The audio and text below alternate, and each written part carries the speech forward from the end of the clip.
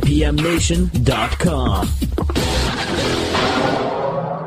Here we go. Thank you to everyone at IPMNation.com for the evening soiree, the evening episode of All Natural Being.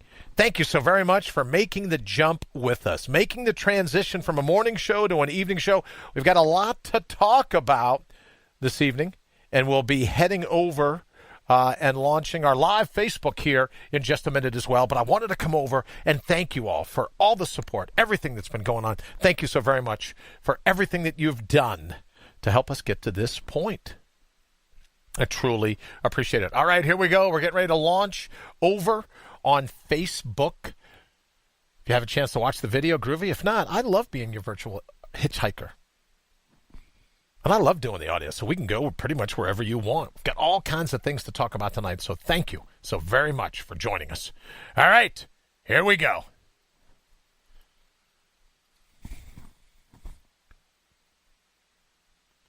Live from the Outpost Studios in Columbus, Ohio, you're listening to All Natural Being with Brian Brawdy, brought to you by IPMNation.com.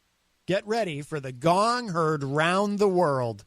10, 9, 8, 7, 6, 5, 4, 3, 2, 1.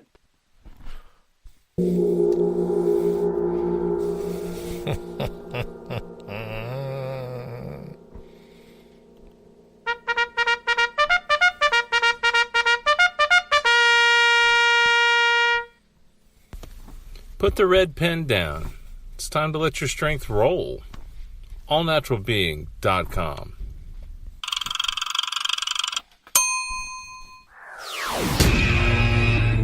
All Natural Being. Warning, All Natural Being with Brian Brawdy is designed to shake your sense of self to the core. It's full contact psychology with an empowering twist, a philosophical loofah for your soul. For those of you not ready or comfortable releasing your inner superhuman, listener discretion is advised. Here's your host, Brian Brawdy.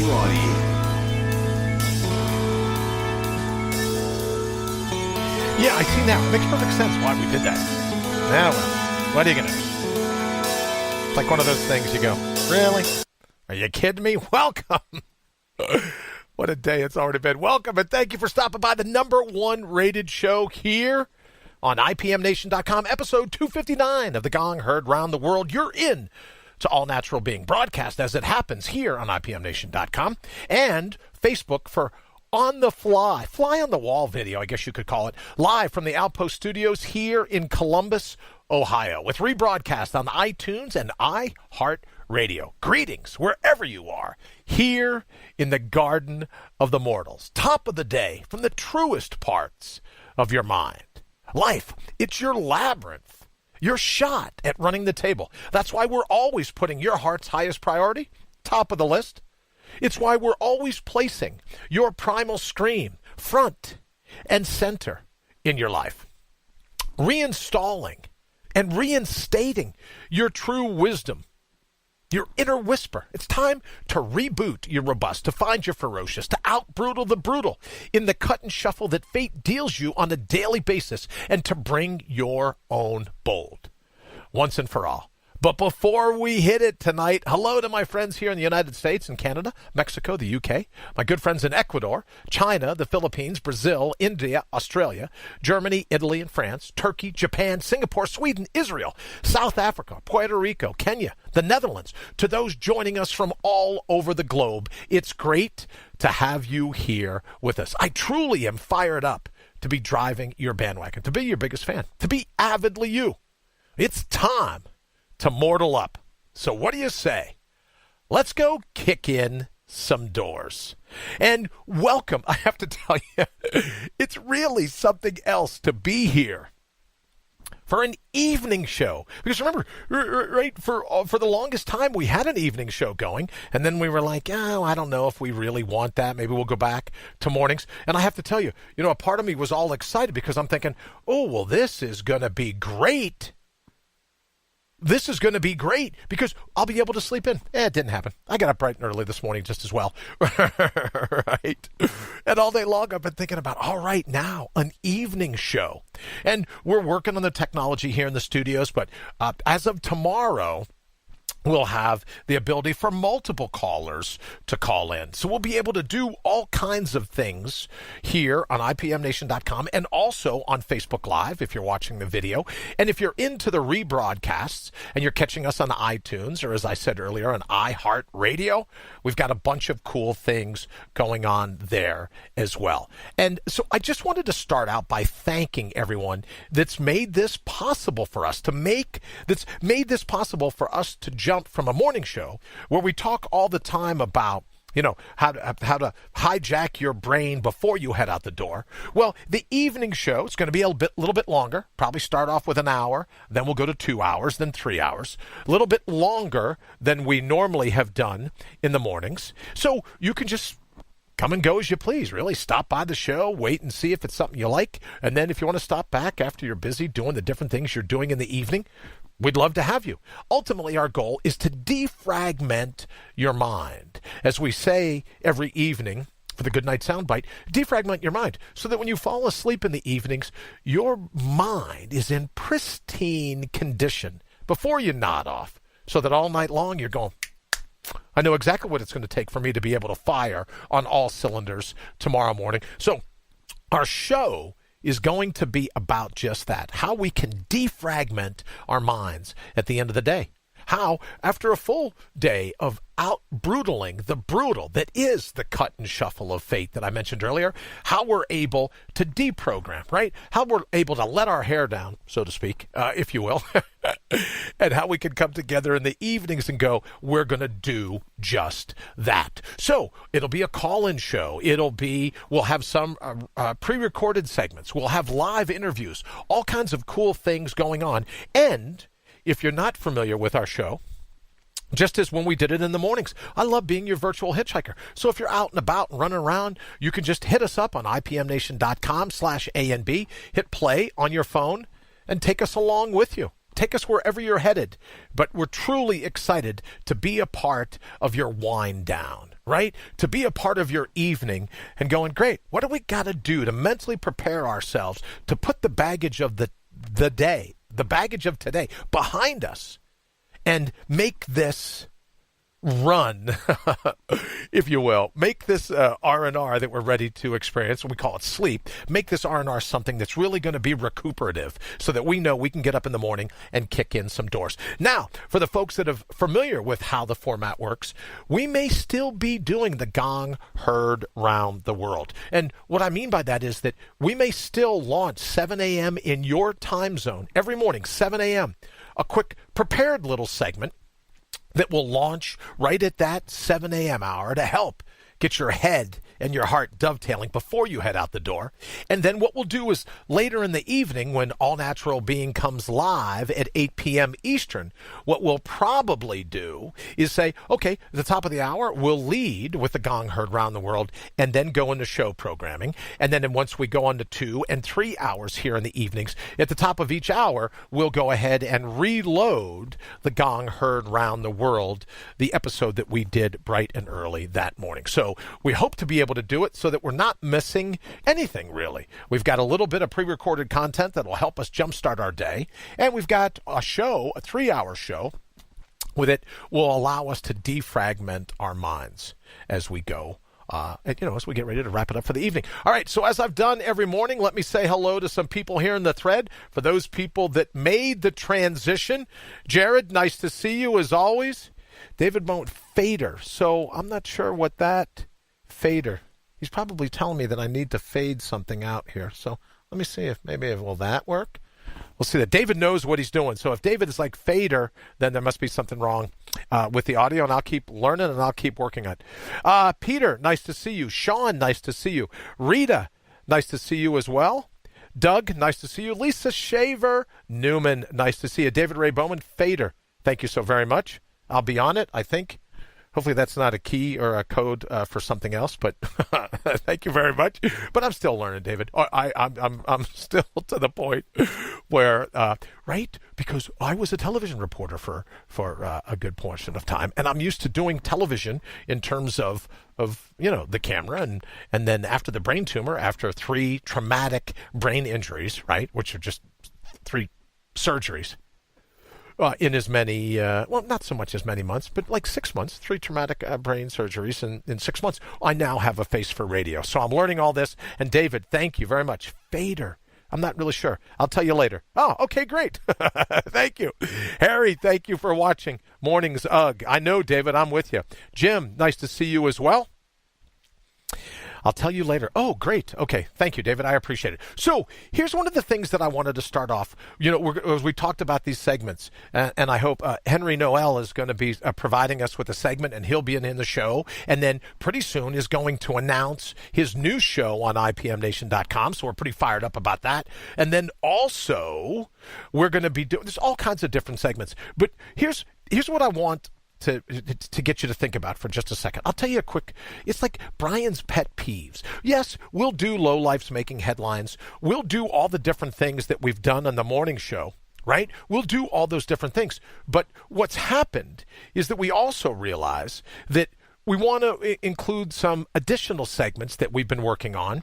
And again, tomorrow, the studio will be torn down tomorrow and rebuilt in terms of the technology to make sure that we're able to take calls, to make sure that we're able to do all these different things. Is there going to be a point to this? No, Jim, there isn't. This is the point. There isn't going to be a point to any of this. So, just so you know, if you're thinking, oh, I should tune in because there could be a point to this. Nah, there won't be a point. Although, let me give you a pet peeve, if I could. And it happened to me over the weekend, and maybe this is something that would happen to you. I'm driving back. Is there a point to this? No point at all. No, I don't even have anything sharp here, anything that I could cut myself with. So I'm driving the other day, and I'm in a 2-lane highway, and I'm getting ready to approach this bridge, and this bridge is over a really cool river, really pristine-looking river. And then all of a sudden, the car to my left yanks over into my lane to get as close to the shoulder on the road as he can, right as we're at the center of the bridge. And he throws out a bag. I think it was McDonald's, but just a fast food bag. Throws out a bag of litter, and then it goes over the guardrail, down into the river itself. It litters, and purposely went out of his way to cross the lane of traffic, get over to the side of the road, and then throw this litter out and into the river. And that's always something that's grinded at me. So, as I would, right, I caught up to him, I wrote down the plate, and I called the local police department and go, look, here's what's going on. You get people just littering, and they can't even just litter on the highway. Now they want to litter on the rivers as well. They want to litter in our waterways. So it made me think about some of the things like end of the day.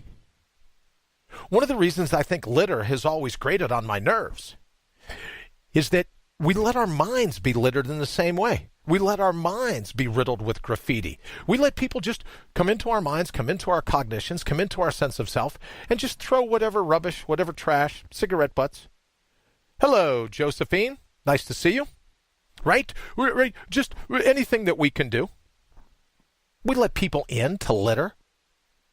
We let people in with philosophical cans of spray paint to put graffiti in our minds. And I think a part of all natural being is that just like the pristine nature of the river below us on that highway overpass, there's a pristine nature to your own mind.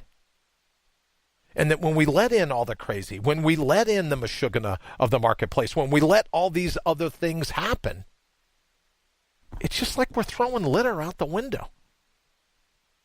Right? We let people come in and litter our sense of self. We let people come in and sell us our sense of selves. And you just look at how it's getting people in trouble on Twitter now. Whether you're a television celebrity, you're a music artist, you're a newspaper bigwig. Look at just in the last 48 hours how people have sent out tweets on Twitter or posted things on Facebook. And then, like 10 seconds later they go, boy, did I regret that move. Right? Everyone and their brother wants to get a thumbs up or a like or any of these other things. And then I wonder, do we treat our own minds the same way? Instead of putting our heart's highest priority top of the list, instead of putting our primal scream front and center in our lives, instead of all of that, we let the mashugana of the marketplace sell us our sense of self. We let litter in. And then you look back at your minds and you go, what happened to the pristine quality? What happened to, what happened to a cognition that was void of being affected? What happened to the days of sticks and stones may break my bones, but names will never hurt me? And we're so busy suffering, as Shakespeare may have said, I think he did, suffering the slings and arrows of all this outside opinion. We don't have time to put our heart's highest priority top of our list. We don't have time for our primal scream. So a function of what we can do to deprogram our minds at the end of the day is like, you ever see these highway cleanups, these litter gangs, right? People with bags and sticks, and they go and picking up all this litter. Well, what if you and I could pick up some of the litter that we've allowed to be scattered all over our minds? And we go, no. Or like a vacancy. You had a no vacancy sign. I saw this the other day, no trespassing. Not allowed. It's a construction zone. No trespassing. What if you and I were to treat our minds the same way? What if we were to say, no, we're not going to have any kind of trespassing? So that's what I wanted to focus on this evening is how permeable are we? How permeable are we really to where outside opinion and conjecture gets to come in? All this rat's nest rhetoric gets to ricochet around in our minds and then ultimately change the opinion we have of our heart's highest priority. Change the opinion we have of our primal scream. Change the opinion we have of what we're ultimately capable of. Hi, Mitch. Nice to see your name pop up. So that's what we'll focus on this evening. And also, as I say, we're going to be taking a call from Henry Noel this evening, who's been doing some really great writing of late as to how it pertains to the ego and what happens when we let that satellite office within us, right? We talked the other day about baby teeth, how, the ego is set, it's structured in such a way to help us to a certain stage of life. And then, everyone wants to be enlightened. Everyone wants meditation. Everyone wants, a sense of being connected to a higher calling. Well, what happens if the ego really does have a planned obsolescence? And then we go, okay, great. Time to jettison our attachment to constantly worrying about the outside committee vote and to channel some of our inner wisdom, channel some of our buried logic, channel some of our authentic vigor. Gene, hi. Nice to see you as well. Thank you so very much for stopping by, All Natural Being. And this is our first, although it's our 259th episode, we're normally doing this, Gene, as you may know, in the mornings, but we'll be doing it now. It's going to be Sunday through Thursday nights. And we'll be here, this evening we'll be here at 45 minutes to an hour. And then as we ramp up the technology and we ramp up the different things that we want to do, our show will go from 1 hour to 2 hours. And then ultimately, here within the next month, we'll have a 3-hour show where people can call in, give us an idea. Well, what are some of your pet peeves? Mine happen to be, as I said, litter earlier. Whether you're littering out on a highway or out on the street, or you're littering within your own mind, what it means to stand up for the pristine condition, what it means to stand up for our all-natural being, and not to take crap from anybody. And most certainly not to bring that crap with us so as we get ready to fall asleep. Kathy, nice to see you pop up. Thank you so very much for joining us here at All Natural Being. We're basically talking about what it means not to take crap from people so that we can fall asleep at the end of the day going, no, that's perfect. And then this evening, we're waiting on a call from Henry Noel, and we're going to talk about the ego and how that, Henry and Rita invited me. Fantastic. Thank you, Gene, for coming by. Thank you for accepting their invitation. And I was just getting ready to talk about Henry calling in and how we'll be talking about in his segment the effects of leaving your ego in charge for too long and what it means when we have that sense of wisdom and wit, our all-natural being, our natural resources, and how we allow that. What happens when we allow that to control the show?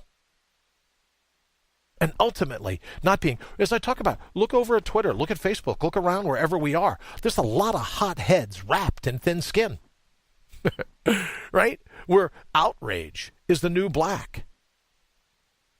Everyone is so sensitive. Everyone is just worried about every little thing that's said. All right, let's go ahead. We'll take a quick call. Henry, hold on 1 second. If that's you, how are you, brother? Beautiful, man. Very cool. What's new and exciting? Oh, what could possibly be new and exciting?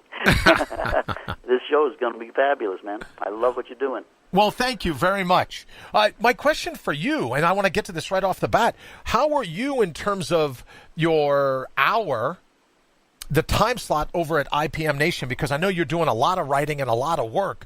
Where are you now in terms of identifying that hour at IPMNation.com so we know when to come and hang out with you? Well, I'm still working with Matt on trying to actually catch up with Matt. That's a busy man, I'll tell you. And just trying to get things coordinated with him and identifying the time slot, which would be the best time slot. And I think a large part of it is not making sure we don't lock horns here and taking up the same time slots. And so I think working with him, and we hopefully within the next week or so we'll have this all settled down. We'll know exactly what time slot to go into, and whether or not it's going to be more than 1 hour time slot. So we'll have to see how it goes. It just depends on everybody and what they're interested in learning, what they're interested in finding out. Well, let's talk a little bit about what people are interested in learning and finding out. Because, Henry, you and I talk a good bit about what happens. You know, we talk about deciduous teeth or baby teeth. We've talked before offline about, you know, if you're my age and you're still using training wheels on your bicycle or water wings, in the swimmer pool, if you're using attachments or devices to help you with the equilibrium of life, that at some point you need to jettison those, right? We talked about space shuttle and the solid rocket booster fuel. At some point, before it cracks the atmosphere, it jettisons those things. Tell us what happens if we hold on, if we cling to our comfort zones, if we cling to the ego like a safety blanket. What happens to our ultimate, and I believe our all-natural wisdom? What happens to us? Well, the simplest answer is that we just don't grow. We miss the reason why we're here. We don't really have a full understanding as to what our potential is, and we get locked into this perception thing that we all seem to have based on our training wheels, what we've been programmed to know and understand. One of the things that I'm going to want to do is actually get to talk about how I'm going to actually cover the information and how it's the best way it is to present it. But also at the same time, I want the input from the audience to help develop the process that we actually are going to follow, and it somewhat directs us in what direction we really want to go. Some of this information it's controversial. Let's put it that way. It's very difficult to present it. It's very difficult on both sides, mine in content and presentation, and in the listener, it's going to be acceptance. And I appreciate for the 200 and some odd shows that you've done in greasing the way for all of this. But it is extremely controversial because it goes against what most people believe, their belief systems. I'm not going to try to make enemies, although I've really never had a difficult time doing that before in my life. But what I want to try to do is to make people think. That's simply what I'm here for, is to just make people think, ask questions, and ultimately just simply enjoy the lives that they could have if they had a better understanding of why we act and react the way we do, why we have such thin skins, why we have to be so politically correct. All of these, and all the stresses that we live under. I mean, none of it is necessary. It's just this is the way we've been taught. So that's, yes, dropping training wheels. Oh, yeah. Well, if it's any consolation, let me say hello to Abby quickly. Abby, nice to see you pop up. If it's any consolation, making enemies, it's not really all that bad a gig, really, right?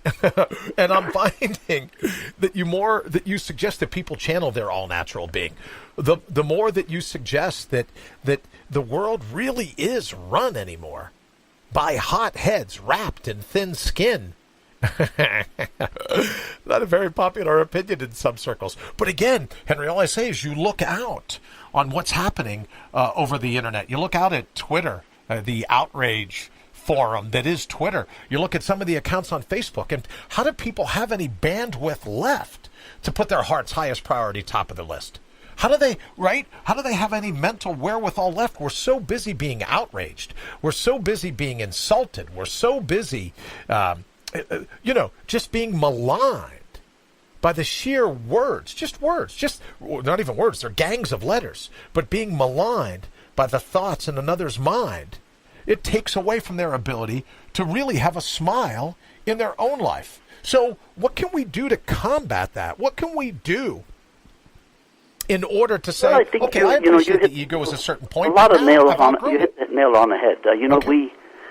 We have allowed ourselves to get really thin-skinned, and that is, I think, one of the major issues we have. We let everything bother us, and we don't understand even why it happens anymore. And the forums that are out there, the Twitters and the Facebooks, where we can vent, and we not even take the responsibility for who we hurt, whose feelings we hurt, if we do hurt them. But the bottom line is that nobody should have their feelings hurt. I think we've carried political correctness so far to the wrong side that we're afraid to say good morning anymore without offending somebody. And so I think we just have to realize where this comes from and how much ego is in such control over us, and it's been designed that way. We are doing exactly what those that want to really control us and cause this consternation between people, separating everybody based on everything. It's all coming from ego. Act on ego, push people's fears. You develop hatred, and here we go. We are separated to where we can't even talk to each other. We're afraid of everything. And I think we talked a little bit about the people that are continually the purveyors of this division, right? Doing what they can to constantly push the separation between us. Let me say hello to Dallas very quickly. Dallas, thank you for joining us. And what we're talking about is you have your all-natural being. You have your natural resources. You have the ability to really run the table here in Life's Labyrinth. But what happens is we get sidetracked. What happens is instead of dovetailing our heart and our heads, we get sidetracked by all the mashugana of the marketplace. We get sidetracked. And I suspect, Henry, the nice thing about the ego up until a certain point in our lives is that we needed it, right? We needed it to tell us that fire's hot, check both ways before you cross the street. Don't run with scissors. That's a good one. But at some point, after we've learned all these lessons, we get to the point where being fragile, being feeble, having this thin skin is just another way, as you say, it's just another way to be a puppet. It's just another way to let the outside committee vote control you, as opposed to accepting responsibility, a personal responsibility to control yourself. What do you think of that? Absolutely correct. I mean, ego is extremely important when we're young, and helps guide us and protect us. But at a point in our lives as we become adults, we need to learn to think for ourselves, and we need to function on ourselves and realize what makes sense and what doesn't. And with the debt-driven society that we live in, and everybody lives in debts, and we owe money, creating nothing but stress. You have 3 people in the family, and 5 people have to work in order to be able to keep the roof over your head and do the things that we normally do. And it's all the ego that is now being allowed to maintain its control over us when we really don't need it and need to set it on the back burner for a while. And interesting about putting it on the back burner, because one of the things that's the easy thing, and let me say hello to Janice. Janice, hello to you as well. Thank you for joining us here on All Natural Being. One of the things that we're talking about, Janice, is that when you put the ego on the back burner, right? I don't think in any part of what Henry's writing, he's talking about eliminating the ego. He's just talking about illuminating, if you will, how it can have a stranglehold over us. And the nice part of putting it on the back burner is that your all-natural being rises to the occasion. And I think, Henry, in terms of safety nets or comfort zones or water wings, right, any of those other things that we hope will give us a sense of balance and equilibrium, That we've been schooled to believe that we need those things. But then when you do, as you say, set them on the back burner, then your all-natural being goes, that's okay, I got this. I can make this happen. I don't need that anymore. I've outgrown the need for that. How have you found that works in terms of illuminating the ego? Yeah. No, you're absolutely right. And that's really the thing is once we can set ego on the back burner and start thinking for ourselves, all of a sudden the things that we're advertised to, we're told to buy this and consume that and do this and hate this and disregard what these people say and don't believe there's no guy behind the curtain, this is not Wizard of Oz. Once we get to think for ourselves, we start to think differently. We start to see things differently, and those that we feared, they don't seem to be so fearful anymore. And it works on both sides of the fence. It works for everybody. We just have to learn to set it on the back burner, start thinking for ourselves, start acting for ourselves, and God, we just may start growing closer together rather than separated out. And one of the nice things about thinking for yourself is that it really does. It's a progressive adaptation, right? It's just like I said the other day that your mind is like any other muscle in your body. Hi, John. Thank you so very much for joining us. Thank you very much. So that your mind is like any other muscle. If you and I could do the perfect push-up, right? If we were taught, National Academy of Sports Medicine, let's say, we were taught to do the perfect push-up, tomorrow morning we couldn't get up and do 100 of them. It's progressive adaptation. A little bit of everything that you do to break a muscle down, and then when it rebuilds stronger. So it's progressive adaptation that allows us to benefit from putting the ego on the back burner. And then every time we do, and we give ourselves a little bit of permission to move out, pretty soon we're turned around and we've got a pretty decent strength in terms of our all-natural being going. Let me say hello quickly to Charlie Zine. Charlie, hope all's well. Hope you're enjoying some of the weather. Get out and doing some kayaking and some mountain biking and road biking, as I know you are. But Henry, let's get back to it quickly, right? It's progressive adaptation. The ability to illuminate, not eliminate, but illuminate some of the tricks that the ego uses to keep you in check and hold you down. Yeah, absolutely.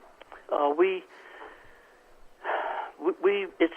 spent a lifetime getting into the position that we're in at this point. It's going to take a long time to try to get through all of this stuff. I mean, remember the ego base, the advertising, the controls, the laws that are created, everything that stifles us it's a time thing, and it is all set up in order to keep us as strangers to ourselves, I believe, would be the best way to do it.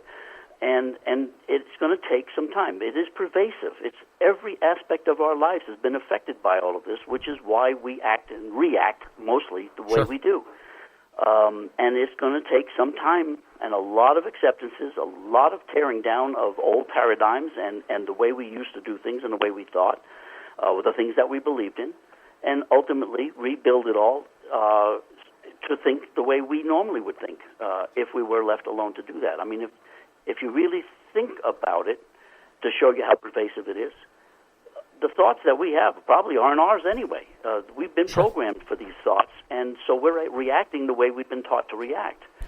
And if we didn't have that programming in the first place, we may actually think differently. Well, I'll tell you, Henry, what strikes me about what you just said is that a part of the goal is to leave us estranged from ourselves. And I think that when you tap into your all-natural being, when you realize your ability to put a smile on your own face, hello, Diana, nice to see you. When you realize these things, you realize that the ego has done a good job heretofore of keeping you estranged from your heart's highest priority, keeping you estranged from your own primal scream, your own all-natural wit and wisdom.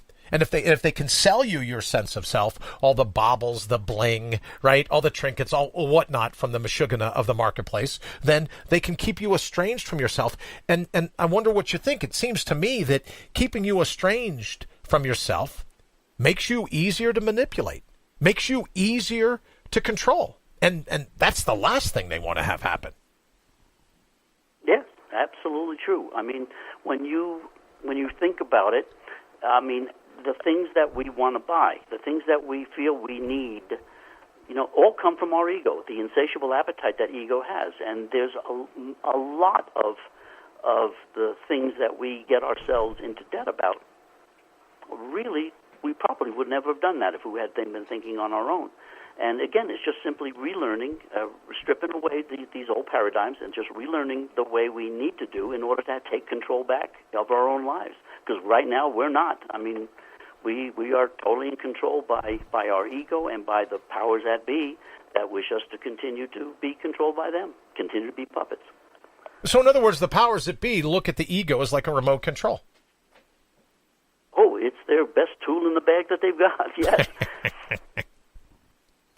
So it's their ability to reach in and go, as long as we continue to sow division, as long as we continue to sow this sense of separation, and we've talked about it before, that basically this understanding of racism, this basic understanding of, well, I'm from this country, you're from that country. So basically, given that it's all, and I think that's what we're seeing in Hawaii now, that it's all basically the same crust, right? The same mantle. It's the same piece of earth, but we're separated by a few gallons of salt water.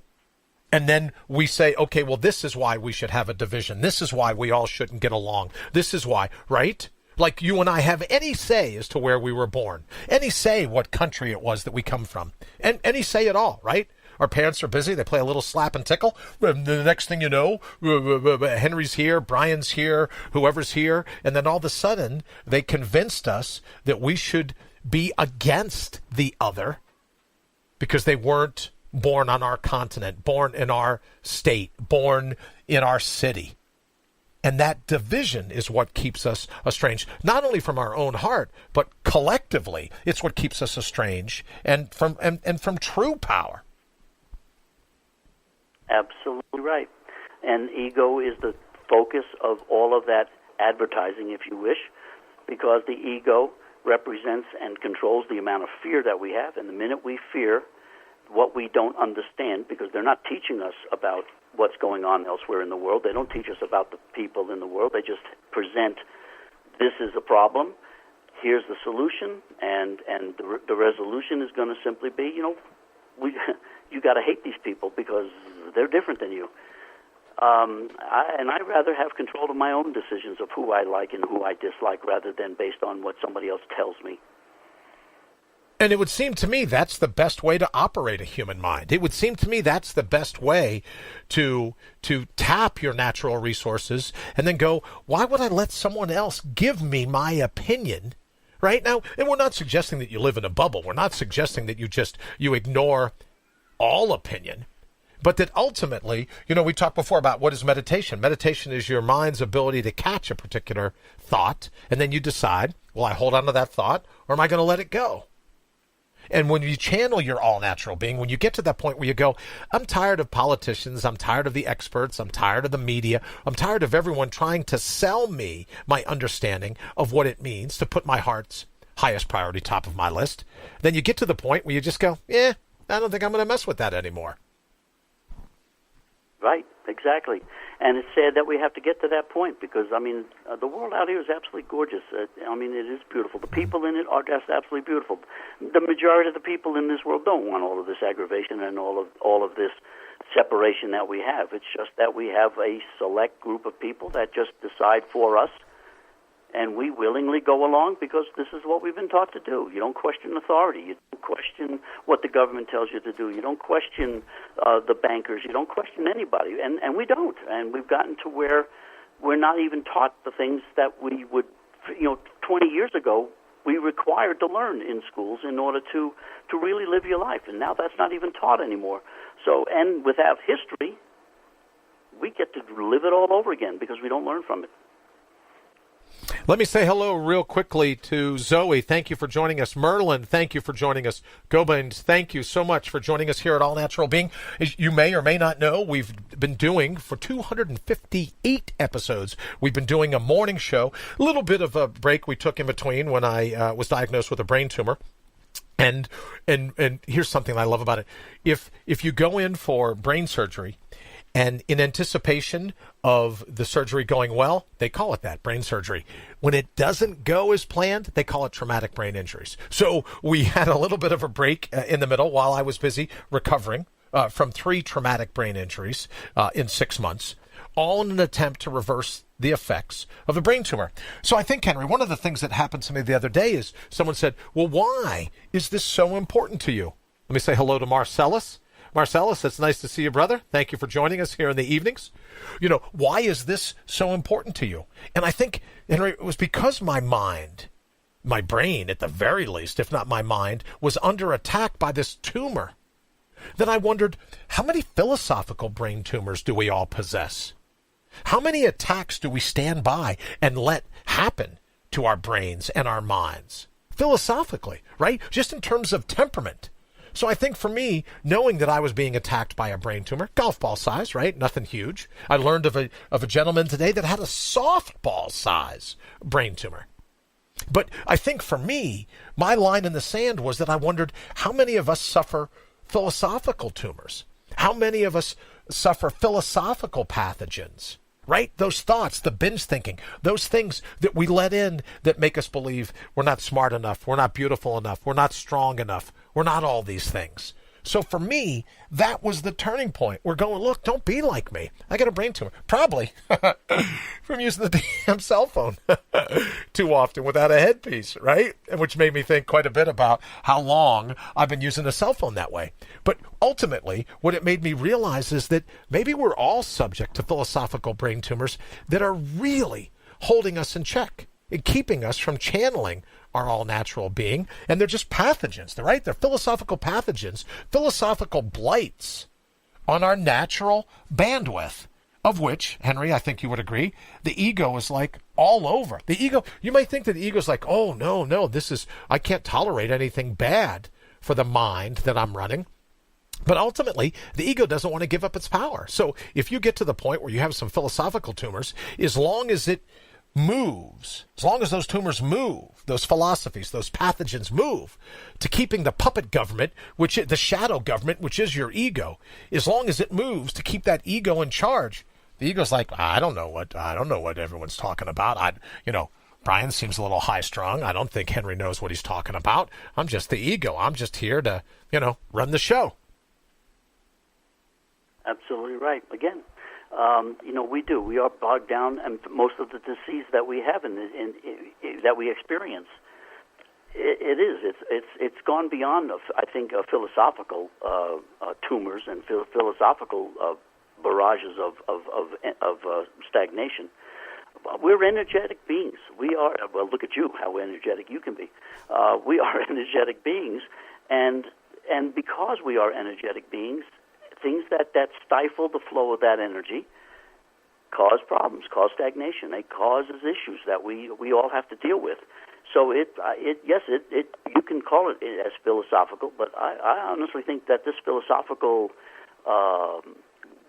grime that we end up getting stuck with because of the directions we're being led actually causes physical issues, and our health is a major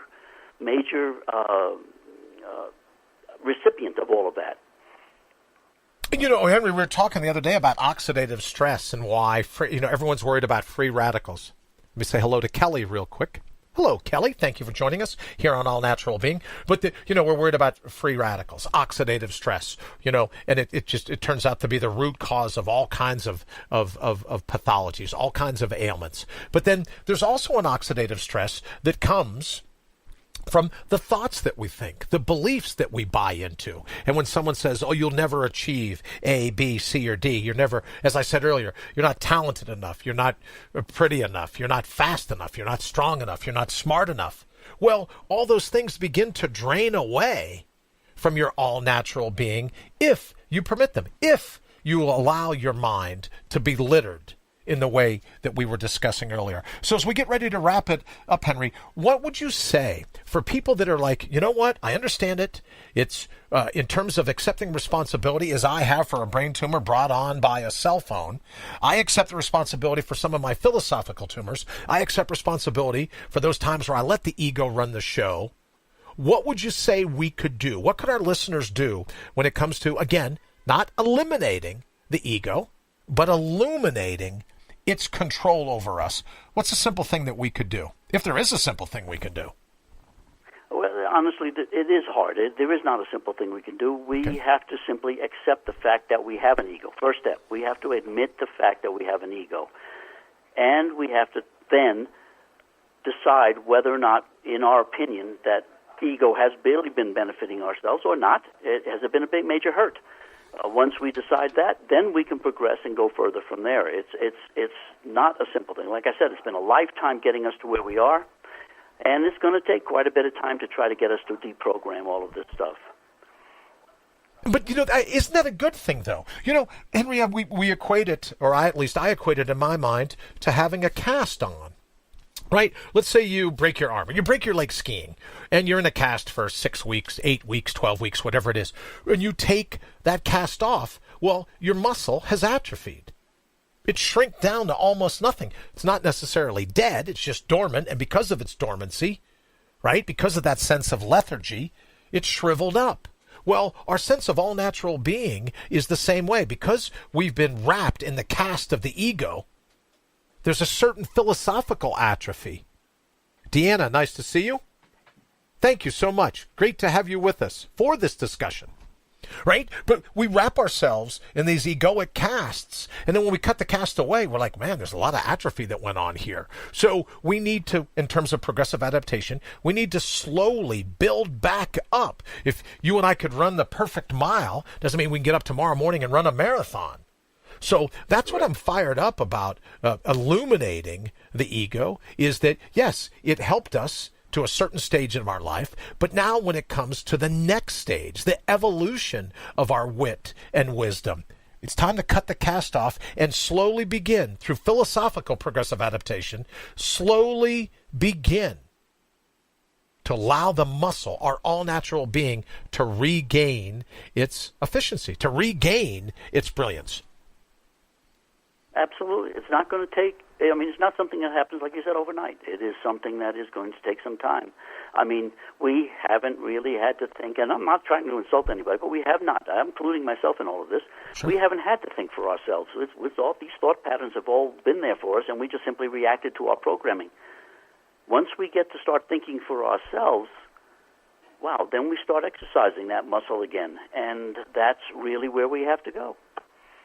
So I guess you could say, and I loop myself in this same group, Henry, because it's not like and this is one of the things that I get pretty worked up about when it comes to the motivational industrial complex, right? When it comes to the spiritual cartel, where people say, oh, your goal is to be enlightened, right? And all I ever say is that you're already enlightened.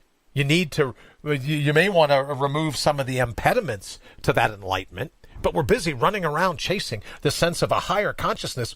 I pretty much dig your lower consciousness. I pretty much dig the all-natural you, right? The authentic vigor, the buried logic, that the ego blocks us from understanding. Yes. We are, being who we are and where we are from, we're happy. We are inherently happy. We are content. We have all of that. It's just we have put shrouds and shrouds and shrouds and cover us with unhappiness, afraid to make decisions that we need to make, to strip away this stuff that keeps us being unhappy or keeps us being discontent. We are inherently. Once you strip all of that stuff away, you find out you actually are happy and you are actually content, and there is nothing that we have to really go crazy trying to strive for and live in stress, and we don't have to do that. That's just simply our programming that has taught us that's how we have to react to what we want to call the reality out there. Well, I'll tell you, Henry, what jumps to mind as soon as you say that is that I've spent quite a bit of time in the hospital over the last 18 months, and I don't know how long it's been since you've been there, but there's a chart at the end of your bed. There's a chart that hangs on the wall. Let me say hello quickly to Ralph. Ralph, thank you for joining us here at All Natural Being. So there's a chart on the wall, and it has, I'm going to say 10 emoji faces. And what I find fascinating about what you just said is that it models that picture. What they say is if you have zero pain, the underlying modality is a smiley face, right? So 0 pain means you're naturally smiling. When you get to the other end and at 10 and it's unbearable pain, that's when you get the grimace. But in listening to you and what you just said now, what it shows me is that there's a little bit of truth in advertising. When everyone's busy screaming about fake news today, there's a little bit of truth in that chart in the hospital that when it comes to 0 pain, your underlying operating system is smiling. It's happiness. It's being content with who you ultimately are, not buying in to the mashugana of the marketplace. You got it. That's exactly it. We inherently are happy. We have just gotten so been bombarded with the unhappiness that we've lost sight of all of our own happiness. We just don't have time for ourselves. We don't have time to investigate why it is we do the things we do. And all I'm trying to do is force people out. I'll take that back. I'm not going to say force people, but try to encourage people to start taking time for themselves and learn a different way of living, a different way of thinking, and a different way of smiling and approaching that level of happiness that we keep being told just doesn't exist. And I'll offer this to you, Henry, because it's coming, especially with your new show on IPM Nation, where people will say, well, that's just narcissistic. That's just hedonistic. How dare you put your heart's highest priority top of the list? Everyone around you needs you to focus on what they want. They need you to focus on their needs. You can't be happy. You don't deserve to be able to smile. So I think one of the traps you're kind of setting for yourself is there's an entire group of people that are absolutely comfortable being miserable. And the old saying that misery loves company, never truer than when you work to suggest to people, well, if you don't want to be happy, it's on you. But don't make the people around you miserable, right? By spreading this sense. I said the other day, like if you just open your front door and you don't put the deadbolt on at night, and anyone that comes in with a can of philosophical spray paint can just come into your home and spray paint graffiti wherever they want, all over your walls, your cupboards, furniture, the dog, the cat, right? They can just spray their philosophical graffiti wherever they want. Of course you wouldn't do that. Of course you wouldn't let that happen. But there's just some of us, Henry, that are absolutely happy being unhappy, absolutely content being miserable. And we're gonna do what we can to drag some other people down with us. If you haven't found that to be the case, oh, wait till you get your own show. Wait till the hate mail starts. Wait till some of the tweets. I love it, right? That's where to be honest with you, that's where I came up with the segment "Low Life's Making Headlines." Just wait till you suggest that people can channel their all-natural being to be happy. Just wait till that. Just wait, brother. Just wait. Well, thanks. I appreciate that. No, I know. I've bitten off a pretty big piece of this apple, so we'll see how it can go. Well, I congratulate you again, especially for your writing. It's very powerful. And that your new show at IPMNation.com, which would be a perfect time for me to thank Matt Connerton over at IPM Nation and Jenny over at IPMNation.com for giving us the ability to have this platform. I also should thank the people at Wirecast because they're the ones that are allowing us, Henry, to be able to broadcast here to Facebook Live as well. So I want to thank those folks. And Henry, I also want to thank you for joining me this evening. We're getting ready to go ahead and pretty much wrap it up. But everyone here in the thread, you should know that Henry's been instrumental in terms of some of the brainstorming and some of the help to get the studio up until the point where pretty soon you'll be able to call in as well. So you, Henry, and I can hang out on the phone and kick around some of these things. We can talk about some of the pet peeves that grab you. We're going to do this. This is our spin to win wisdom wheel.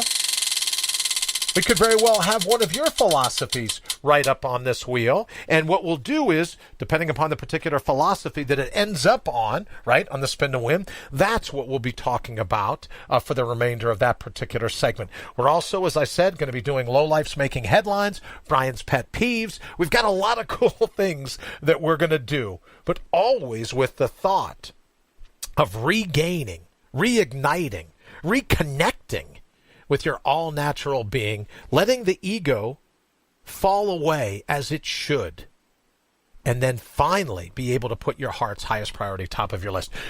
Henry, closing thoughts before I let you go. Well, first, I just want to thank you for everything that you're doing. You are a spark out there that is really important, that we really hold on to.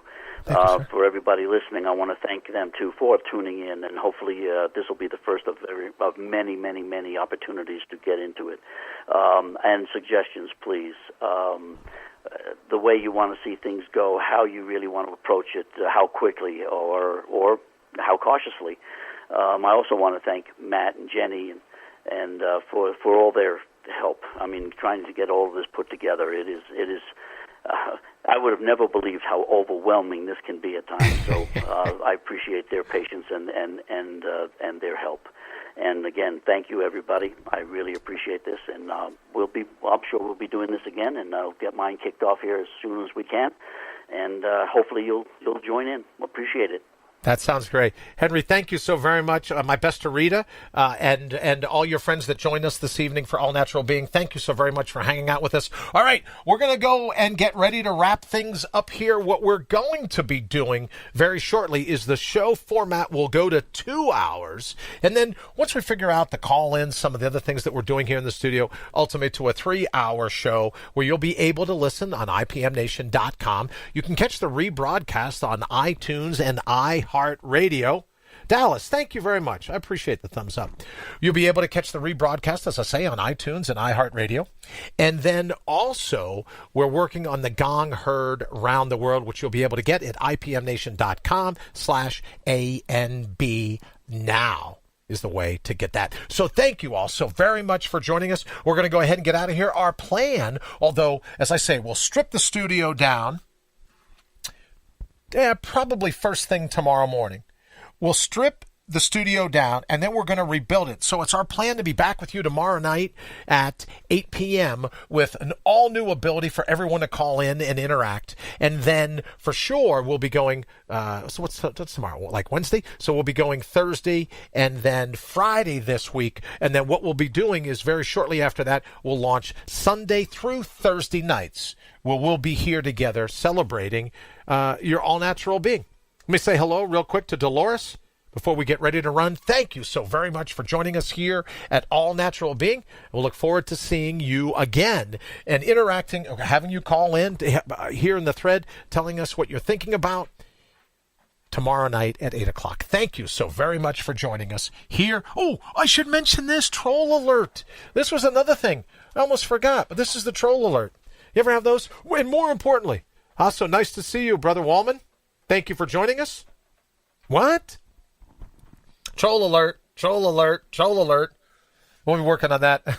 We'll talk more about that tomorrow night. Thank you so very much for joining us here at All Natural Being now in the evenings. We cannot wait. This is going to be something else. Thank you so very much for joining us.